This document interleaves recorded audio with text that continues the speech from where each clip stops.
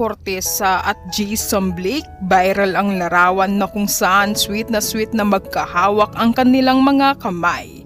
Narito the chika ang chika natin today.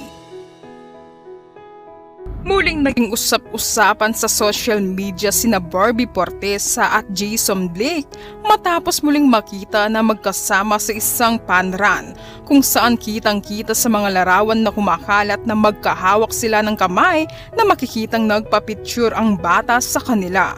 Ang nasabing panran ay ginanap nitong weekend sa Pampanga bilang bahagi ng isang health and wellness campaign.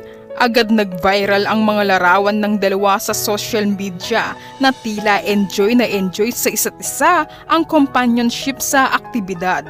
Dahil dito maraming netizens ang at napatanong, may bago bang love team o may something na ba talaga? Booking na ba sina Barbie at Jameson sa kanilang tinatago na relasyon? Hindi ito ang unang beses na nakita silang magkasama sa ganitong event.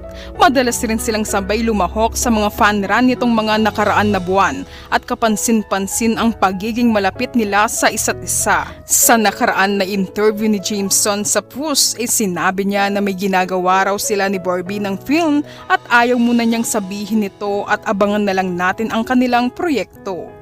Ganun pa man, tila hindi pa rin kumbinsido ang ilang netizens lalo na't natural at sweet ang mga kilos ng dalawa sa mga larawan na kumakalat mula sa paghawak sa kamay at pangiti-ngiti sa isa't isa. Hindi man malinaw kung may something pero ang samahan ni na Barbie at Jameson ay tiyak na nagbibigay kilig.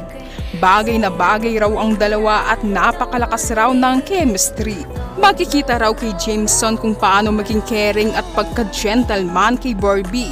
Kaya kung may something man sa kanila, hintayin lang natin kung sino ba talaga ang tunay na jowa ni Barbie. Si David ba ang kanyang kalab team o si Jameson na laging kasama si Barbie tuwing panran at naispatan na magka-holding hands sa isang larawan? Yan ang ating tututukan dito sa The Chika.